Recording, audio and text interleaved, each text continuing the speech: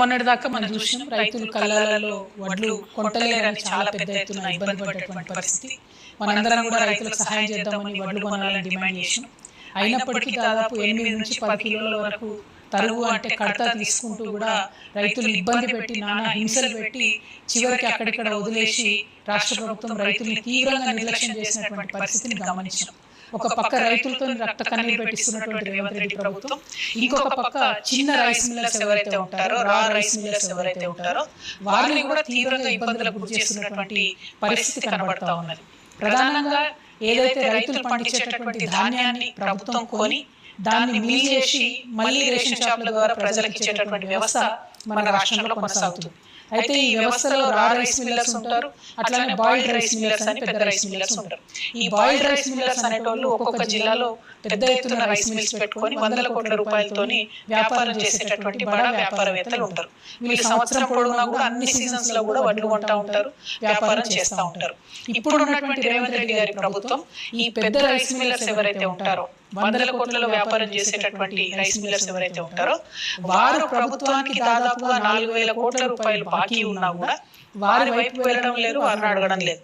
కానీ ఏదైతే ఈ చిన్న రైస్ మిల్లర్స్ ఉంటారో, రా రైస్ మిల్లర్స్ ఉంటారో వాళ్ళు 10 లక్షల రూపాయల నుంచి 1 కోటి రూపాయల వరకు ఎంత అప్పు ఉన్నా సరే దొంగల్ని చూసినట్టు వాళ్ళని చూసుకుంటూ వాళ్ళ రైస్ మిల్స్ మీద పడి ఎంక్వైరీల పేరుతో వాళ్ళని వేధించి ముసుగులేసి వాళ్ళని దొంగలు అరెస్ట్ చేసినట్టు తీసుకుపోయి అరెస్ట్ చేస్తున్నారు. అట్లా అరెస్ట్ చేస్తే చిన్న రైస్ మిల్లర్లు బాధపడి ఇబ్బంది పడి కరీంనగర్ లో పాపం ఒక ఆడబిడ్డ సూసైడ్ కూడా చేసుకోవడం జరిగింది. మరి ఇటువంటి దారుణమైన పరిస్థితుల్లో కూడా ఉత్తమ్ కుమార్ రెడ్డి గారు కానీ రేవంత్ రెడ్డి గారు కానీ మరి జరుగుతున్న పరిస్థితి ఏంటి, మోసం ఏంటి అని గ్రహించలేకపోతున్నారా, లేకపోతే చూసి చూడనట్టుగా పోతున్నారా నాకు అర్థమవుతలేదు. ఎందుకంటే ఇప్పుడు ఒక ఫ్రెష్ టెండర్ చూస్తున్నాం మనం. ఇది ఈ మధ్య కాలంలోనే టెండర్ వేయడం జరిగింది. ఇదేంటి అంటే కేసీఆర్ గారి ప్రభుత్వం దిగిపోయేటటువంటి సమయంలో గోడౌన్లో ఏదైతే 1,40,000 టన్నుల దొడ్డు బియ్యం ఉన్నదో దానికోసం టెండర్ వేయడం జరిగింది. ఇంతకుముందు ప్రభుత్వం ఉన్నప్పుడు 48 రూపాయలతోని మన ఫిలిప్పీన్స్ కు ఆనాడు టెండర్ వేసి అంతకుముందు ఉన్న రైస్ అమ్మారు. ఇప్పుడున్న ఈ 1,40,000 టన్నుల రైస్ ని 21 రూపాయల 70 పైసలు ముసుగులేసి వాళ్ళని దొంగలు అరెస్ట్ చేసినట్టు తీసుకుపోయి అరెస్ట్ చేస్తున్నారు. అట్లా అరెస్ట్ చేస్తే చిన్న రైస్ మిల్లర్లు బాధపడి ఇబ్బంది పడి కరీంనగర్లో పాపం ఒక ఆడబిడ్డ సూసైడ్ కూడా చేసుకోవడం జరిగింది.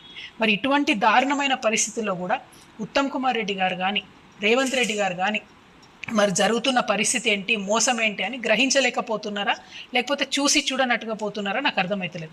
ఎందుకంటే ఇప్పుడు ఒక ఫ్రెష్ టెండర్ చూస్తున్నాం మనం. ఇది ఈ మధ్య కాలంలోనే టెండర్ చేయడం జరిగింది. ఇదేంది అంటే కేసీఆర్ గారి ప్రభుత్వం దిగిపోయేటటువంటి సమయంలో గోడౌన్లో ఏదైతే 1,40,000 టన్నుల దొడ్డు బియ్యం ఉన్నదో దానికోసం టెండర్ వేయడం జరిగింది. ఇంతకుముందు ప్రభుత్వం ఉన్నప్పుడు 48 రూపాయలతోని మన ఫిలిప్పీన్స్కు ఆనాడు టెండర్ వేసి అంతకుముందు ఉన్న రైస్ అమ్మారు. ఇప్పుడున్న ఈ 1,40,000 టన్నుల రైస్ని 21 రూపాయల 70 పైసలకు మాత్రమే టెండర్ తీయడం జరిగింది. టెండర్ డాక్యుమెంట్ చూస్తే ఇందులో 24 రూపాయలు అని ఉన్నది. కానీ మళ్ళా కూర్చొని ప్రైవేట్గా దాన్ని మేనేజ్ చేసి 21 రూపీస్ 70 పైసాకి ఒక కరీంనగర్కి సంబంధించినటువంటి పెద్ద రైస్ మిల్లర్లు ఏదైతే 100 కోట్లకు పడగలెత్తున్నారో అటువంటి ఒక రైస్ మిల్లర్కి టెండర్ అప్పచెప్పడం జరిగింది. సరే, దీనికి వ్యతిరేకంగా చిన్న రైస్ మిల్లర్స్ ఇతర మాలాంటి వాళ్ళు కొంచెం కన్సర్న్ సిటిజన్స్ అంతా కోర్టుకు పోయినారు. ఇప్పుడు కోర్టులో ఈ వ్యవహారం పెండింగ్లో ఉన్నా కూడా 10,000 టన్నుల వరకు కూడా ధాన్యాన్ని ఆల్రెడీ లిఫ్ట్ చేయడం జరిగింది. మరి ఇది ఉత్తమ్ కుమార్ రెడ్డి గారికి తెలిసి జరుగుతుందా, తెలియక జరుగుతుందా?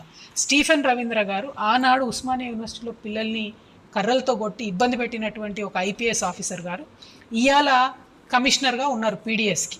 ఆయనకు అర్థమయ్యే లోపలనే సంవత్సరం అయిపోయింది.